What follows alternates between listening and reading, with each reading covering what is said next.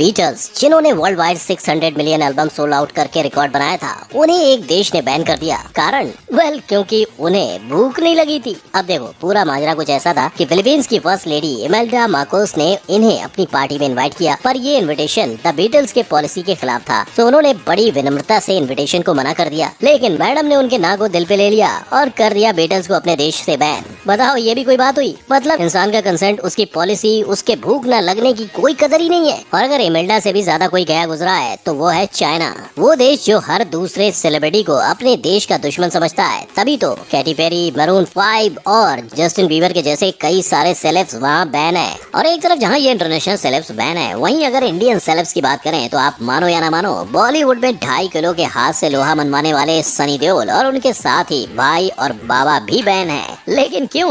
वो जानने के लिए let's begin. Number 1, Katy Perry. अपने anthemic, sexually suggestive hit songs and cartoonish sense of style की वजह से मशहूर हुई कैटी को क्या ही पता था कि एक दिन उसकी यही स्टाइल उस पे भारी पड़ेगी। जब साल 2017 में कैटी ने अपने प्रिज्म टूर के लिए ताइपे अरेना में परफॉर्म किया, तब उन्होंने ताइवानीज फ्लैग की कैप और सनफ्लावर ड्रेस पहना था। अब सुनने में भले ही ये कोई बड़ी बात ना लग रही हो, किंतु चाइना वालों ने तो इस किस्से को दिल पे ले लिया। एज सनफ्लावर स्टूडेंट मूवमेंट, जिन्होंने चाइनीज ट्रेड एग्रीमेंट के लिए प्रोटेस्ट किया था, ये उसका सिंबल था। सो बस चाइना को लगा कैटी उनका मजाक बना रही है, इसीलिए उन्होंने कैटी के वीजा पे लगा दिया बैन का ठप्पा। And to be honest, China के लिए किसी को बैन करना कोई बड़ी बात नहीं है, एज वो तो इस चीज में अब एक्सपर्ट हो चुका है। लाइक लिटरली चाइना में जो भी अपना परफॉर्मेंस देने जाता है, वो आए उससे पहले उसके सारे सोशल मीडिया ऐप से उनकी कुंडली पड़ी जाती है। अगर कुछ 19-20 हुआ तो लगेगा सीधा बैन का ठप्पा। लाइक चाइना में मरून 5 पे बस इसलिए बैन लगाया गया है क्योंकि उनमें से एक बैंड मेंबर ने दलाई लामा को ट्विटर पे हैप्पी बर्थडे विश किया था।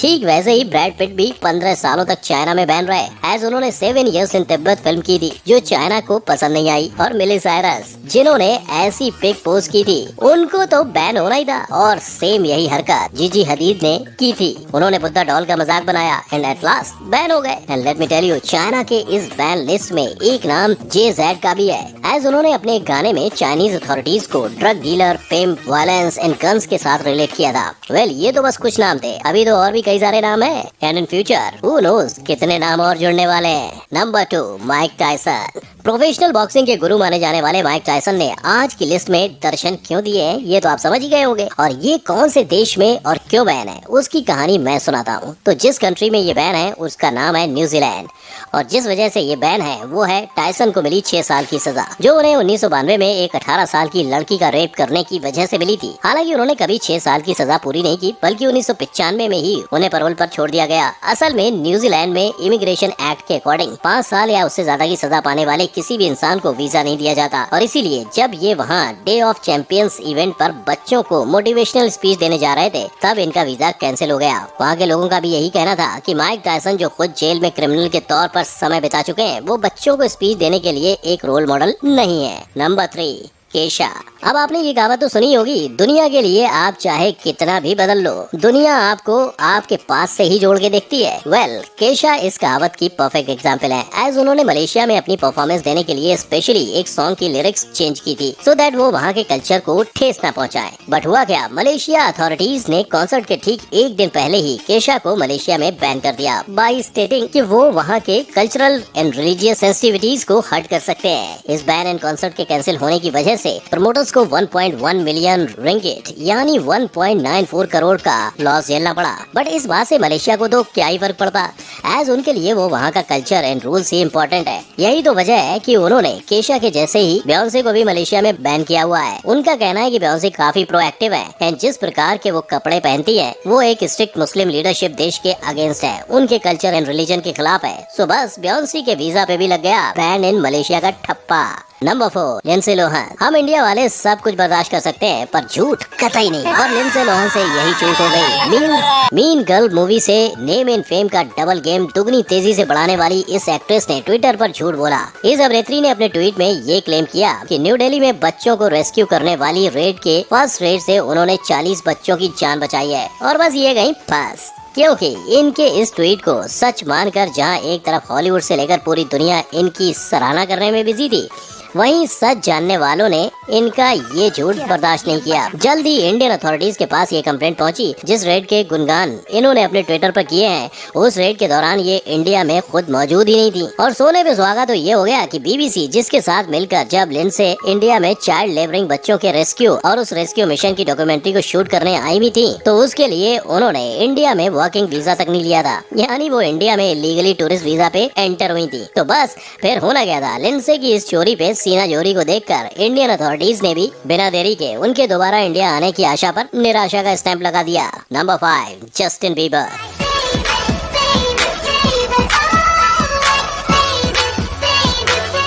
की माला जपने वाले जस्टिन बीबर की माला चाहे भले दुनिया जप ले, पर अर्जेंटीना टू चाइना इनकी माला नहीं जपेगा। व्हाई? वेल, अर्जेंटीना से शुरू करते हैं। ब्यूनस एयर्स में हुए 2013 कॉन्सर्ट के दौरान कैनेडियन पॉप स्टार ने पहले अर्जेंटीना के फ्लैग को पैरों से स्टेज से गिराने की कोशिश की और फिर माइक्रोफोन स्टैंड से। लेकिन इससे पहले आप इस डिसरेस्पेक्ट को देखकर गुस्से से लाल हो जाओ, ये जान लो कि उन्होंने अपने कॉन्सर्ट के बाद ये एडमिट किया था कि उन्हें वो फ्लैग नहीं टी शर्ट लगा था, पर जाने अनजाने सही, लेकिन फ्लैग की डिसरेस्पेक्ट तो हो गई थी। इसलिए उन्होंने ट्वीट करके खुद को एक्सप्लेन भी किया और अपने फैन से माफी भी मांगी। हालांकि बात यहाँ खत्म नहीं होती। अर्जेंटीना में फ्लैग की डिसरेस्पेक्ट करने वाले को 4 साल तक की जेल की सजा होती है और जस्टिन को ये सजा मिलेगी या नहीं, इस पर 2013 से ही केस चालू हो चुका था, जिसके चलते उनका अर्जेंटीना में जाना बैन हो चुका था। और ये कम था कि 2016 में फोटोग्राफर डीगो पेंसुआ ने जस्टिन पर अपने बॉडीगार्ड भेजकर उन पर अटैक का केस डाल दिया, जो केस अभी भी कंटिन्यूड है और इसी के चलते वो 2021 में भी अर्जेंटीना का टूर नहीं कर पाए। साथ ही रही बात इनके चाइना में बैन होने की, तो भैया चाइना ने तो इन्हें कॉम्प्लीमेंट इंसल्ट की चाशनी में डुबो के मारा था। मतलब एक तरफ चाइना मिनिस्ट्री ने ये कहा था कि जस्टिन बीबर बेशक एक गिफ्टेड सिंगर है, दूसरी तरफ उसी मिनिस्ट्री ने 2017 में ये भी कह डाला कि वो अपनी कंट्री में बैड बिहेवियर वाले एंटरटेनर्स को अलाउ नहीं कर सकते। Number 6, Nelson Mandela. इंडिया के लिए वो गांधी के मित्र थे, साउथ अफ्रीका के लिए उनके मसीहा और यूएस के लिए एक टेररिस्ट। नाम नेल्सन मंडेला। एक मिनट, नेल्सन मंडेला एक टेररिस्ट, ये कब हुआ? वेल, नेल्सन जी ने 1940 में एक स्टूडेंट स्ट्राइक ऑर्गेनाइज की थी। फिर 1944 में द ANC यूथ लीग स्थापित किया, जिसके चलते प्रोटेस्ट पहले से भी कई गुना ज्यादा स्ट्रांगली एग्जीक्यूट होने लगा। इस प्रोटेस्ट में Nelson Mandela black South African को government's racist segregation laws for education, employment, housing and marriage के खिलाफ प्रोटेस्ट करने को बोल रहे थे। यानी ब्लैक एंड व्हाइट्स का मतभेद हो रहा था और ये मतभेद का प्रोटेस्ट इतना एग्रेसिव था कि रोड्स पे माइनिंग, पब्लिक प्लेसेस पे बॉम्बिंग एंड बार-बार दंगे होने काफी कॉमन हो चुके थे। और 1940 से शुरू हुई ये प्रोटेस्ट 1960 तक चलते रहा, जिसके बाद हालत इतनी बदतर होने लगी कि गवर्नमेंट ने इस पार्टी को बैन कर दिया। As the protest was following several violent incident. Like इस प्रोटेस्ट की वजह से शाहविले मैसेकर हुआ था, जहां 69 लोगों की मौत और 186 लोग घायल हुए। अब ऐसे में नेल्सन मंडेला भले ही अपने लोगों की भलाई कर रहे हो और वो साउथ अफ्रीका के लिए मसीहा बन रहे हो, पर दुनिया की नजरों में वो गलत थे, वो एक टेररिस्ट थे। यही वजह है कि अंटिल 2008 यूएस नेल्सन मंडेला को एक टेररिस्ट मानती थी एंड उन्होंने नेल्सन मंडेला को यूएस में बैन कर दिया था। हालांकि उनकी मौत के 5 साल बाद यूएस को पूरा किस्सा पता चला एंड उन्होंने बैन हटा दिया था। पर मौत के बाद बैन को हटाने से क्या फायदा होता है, वो तो अभी यूएस को ही पता।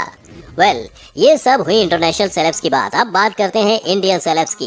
जैसा कि मैंने कहा था, भाई और बाबा भी कुछ देशों में बैन है। Well, talking about Sanjay Dutt, तो जब वो यूएस का वीजा रिन्यूअल कराने एयरपोर्ट पहुंचे, तब उनको रिजेक्ट कर दिया गया। और ये इंसिडेंट पहला नहीं, दूसरी बार हुआ था। यूएस का कहना था कि संजू बाबा 1993 serial blast and illegal possession of arms के केस में इंक्लूडेड थे, जो र्यूमर है या रियलिटी किसी को नहीं पता। सो जब तक संजय अपना नाम इन इंसिडेंट से हटाना ले, उनके वीजा को रिन्यू करना यूएस के लिए भी मुश्किल रहेगा। और ऐसा ही कुछ सलमान खान के साथ भी हुआ। रिपोर्ट्स के मुताबिक सलमान साल 2015 में ब्रिटेन का सफर तय नहीं कर पाए थे। वजह, वेल, उनके कोर्ट में चल रहे हिट एंड रन केस की वजह से यूके ने उनको वीजा नहीं दिया था। अब इन दोनों केस में भले ही यूएस एंड यूके ने ऑफिशियली उनको बैन ना किया हो, बट वीजा न देना भी एक इनडायरेक्ट बैन ही हुआ।